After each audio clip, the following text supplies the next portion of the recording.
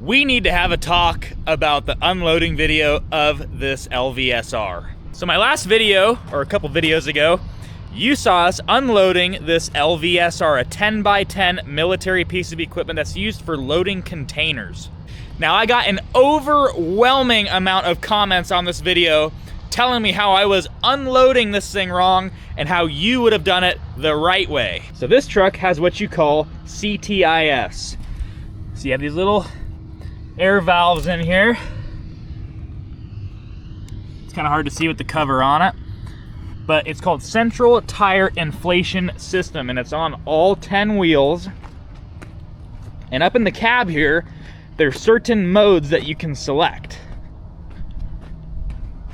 Again, all the wheels have it. Here's your Central Tire Inflation System monitor. So you can select different modes, full load, partial load. Basically, this just measures your air pressure, right? So if you want to go mud or sand, you click this button and it will air down your tires. If you want a full load, click this button, it's going to air up your tires to max pressure. So when we got this truck, it did not run. And what happened was, on the back of the low bed, there was a chain that was kind of horizontal to this truck, and it was super tight. So even with the truck moving backwards or forwards, that chain was still too tight for us to get the binder to loosen it up. I had an overwhelming amount of comments from people saying, why didn't you just air down the tires? I'm gonna show you why we didn't just air down the tires. So first of all, there's 10 tires on this truck. You can't just air down these 2 back ones. You're gonna have to air down at least 6 of these tires.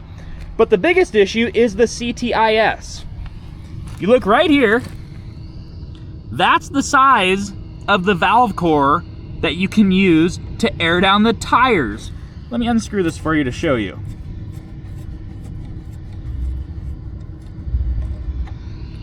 That's what we're working with there if we were to air down all 6 of these tires. So let's say we took 3 hours to air down these tires instead of just trying to start it like we did. Let's say we did that. We aired down all 6 tires, right? Those are aired down now, and somehow the chain is still too tight. We would have 6 tires that were flat that we would have to spend time to air up again with basically a bike pump, because that little tiny valve in there is not the same as a heavy equipment valve. It's a quarter of the size. We would have a massive problem on our hands where the chain is still too tight. We have 6 flat tires. We're gonna have to re-air those tires up and then figure out what we're gonna do with the stupid chain. I got another comment that said, why not just cut the chain? Just use a torch. It can't be tight if it's liquid. This truck weighs 51,000 pounds, okay? If we have a chain that's holding up 20,000 pounds of that, and we take a torch to it, that's a recipe to kill somebody. If they're cutting that chain and it lets loose and flies back at them, it will take their head off. Like, quite literally, it will take their head off, take their eyes out, take their face off, kill somebody, worst case scenario, because we took a shortcut and tried to cut the chain. That is a horrible idea, and I can't believe someone actually commented that, to just cut the chain. Such a dangerous plan that we would never ever do here. So I wanted to show you, because the chain's obviously off of the truck now. This is about the size of chain that he had holding that truck. If you were to cut this with a torch, this would kill somebody. Just the weight of this alone is probably 60, 70 pounds.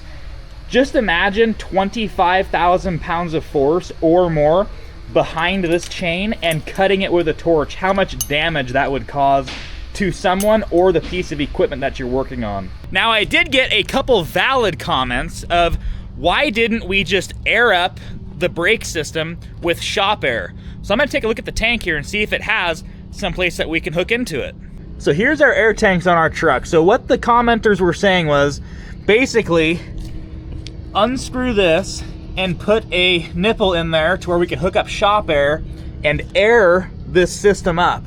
Now, normally I think that would be a great idea. Yes, put a nipple in here, air it up with shop air, and release the brake system.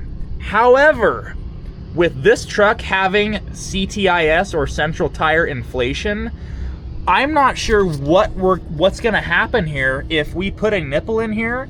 Is it gonna try and air up the CTIS, or is it gonna release the brakes? I just have no idea how this system works. If we did this wrong and it tries airing up the CTIS system on here, we were gonna put 120 PSI into our tires. So on our tires here, the max pressure you're supposed to go to is 110 PSI. So, think about this. We hook up shop air to it, and it tries airing up the CTIS system because we went to a wrong tank, because I have no idea how that system works, right? It could be that's just for the brakes, or one tank could be for CTIS and one tank could be for the brake system, and I have no idea which one that is. So let's say we go ahead and we air this thing up with shop air, and let's say our air compressor, instead of at 125 PSI, is 150 PSI. Well, then we're putting 150 PSI into all of our tires, because I don't know which tank it is, and we start blowing tires up. So yes, I would say that is definitely a valid point. Normal vehicles, yes, hook up an air nipple to it like a grader, wheel loader, whatever, that just has a basic air system on it. Air it up, release the brake system, and push it off the trailer. Yes, it would take no time at all to get the thing off of the trailer. I just didn't want to take that risk, not knowing how this system works, and risk ruining all of our tires, hurting someone. I think that getting the truck running and having it operate as intended was the correct way to get this vehicle off of the trailer. But not all the comments were bad. Honestly, most of the comments were great, and I really appreciate all the support that I've been given, but I just had to address a few of the comments that were just very dangerous, and I can't believe someone would comment that, and the pretty valid ones of like putting the air nipple onto the air tank and releasing the brakes manually. So I just wanted to make sure I addressed all that, and I really hope you guys enjoyed that video. We're gonna do a lot more work with this truck. We're gonna get that hook lift working. We're gonna go through a lot of the electronics on this truck. So this truck, I believe, was rebuilt by the Marine Corps. And let me just show you why I'm kind of tipping towards that. So if you look at the front of this truck, it's kind of hard to tell on video, but this whole floor, this is actually your floor, right? So they weld it all up in here. Underneath, this entire floor pan has been replaced in here, and it's like they were slowly rebuilding this cab or the whole truck, and they either gave up on it, or the cost was too much, or they just got new ones. I'm not sure. But we are running into a lot of stuff that we have to fix. This center console, I'm not sure what happened here, but if you look, someone took a hacksaw and didn't even cut it straight, and there's a big giant gap right here that I believe maybe the original cab was one piece and they had to cut it to put the new floor pan in it. And you can see it's a different color, right? So you have green from the original, the new floor pan is black on the inside, and this could have possibly been from the original floor if this cab was all one piece. And you can see where they cut this thing. So we're gonna have a lot of work on our hands getting this truck back up into operating condition. So a lot of our functions do work correctly on the truck. I got really lucky, and the CTIS functionality here, everything works, I believe, correctly here. All of our gauges seem to work. However, this panel, even though everything lights up, the screen does light up now. I got that figured out. If you have this button, display power, if that isn't up, this screen won't turn on. None of this works. And also the heater, this wasn't working, and I sort of messed with that off of camera, and I found out that this entire thing was unplugged. So there's gonna be a lot of electrical in here that we're gonna have to work on. Everything looks like it's there. It's just like they put this floor pan in the truck and didn't finish assembling it. On the other side of the truck, again, new floor, but seat isn't bolted down. The heater is not bolted down. There's a lot of stuff missing here, a lot of missing screws, things that just weren't put back together. I'm not sure if there's something that's supposed to go here or not. Maybe like a buddy seat or a comm system. Obviously, we have a big giant turret hole that we're gonna have to fill or something there. But it seems to me that a lot of this stuff was just not assembled back together. Now, lucky for us, the back of the truck seems to be relatively unmessed with. Like, everything looks complete. A lot of the hoses and all of this looks like it's original, especially with this silicone stuff they put over all these fittings. So all of that looks to be original and untouched on the truck. We also have our remote system in here for the hook lift. This is your main valve body that runs the hook lift system. We also have a winch, which is pretty cool. I'm actually really not sure how to use this winch because it rotates from the top and there's no fair lead or anything for it. So I'm not sure what that's specifically for. I don't think it's for towing. I think it's something to do with the container system on how you're supposed to secure the container down. Now, in here is one of our other issues. This is basically the brain box of the truck. So it has your main computer system to basically talk to the engine, the transmission. All of this stuff is inside this box. I've taken the box off and looked. We are missing our ABS module, and we also are missing our suspension module. So this truck, when you load this thing up with 50,000 pounds of weight on it, because this thing is made for hauling shipping containers, the suspension is actually supposed to compensate for that. So you have these hydraulic cylinders for your suspension that are supposed to raise and lower with the weight of the vehicle or whatever terrain that you're driving over. And this module that's supposed to be in here is missing. Now, I have located one of those actually from Hunter Goodrich. If you ever watch his channel, he's basically parting out an LVSR. So I contacted him and I purchased the ABS module that sits up here, and I purchased the suspension module that sits kind of right in the middle. So that should fix our issues for hopefully the suspension and maybe the hook lift system, because inside the cab again, with this screen not working here, I believe that's why our hook lift does not work. So you have your little levers right here for your hook lift system. You have your toggle switches for manual and auto modes.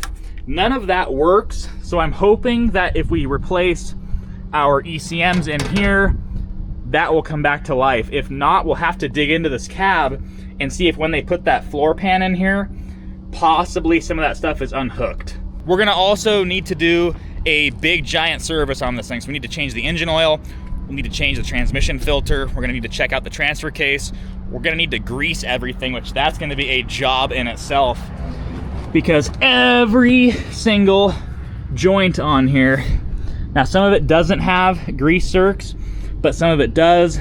Drive shaft U-joints, your arms here, all of the cylinders for the hook lift system are gonna need to be greased. Now, I'm not sure if any of this stuff has grease zerks on it. I would assume some of these bearings have grease zerks that we cannot see.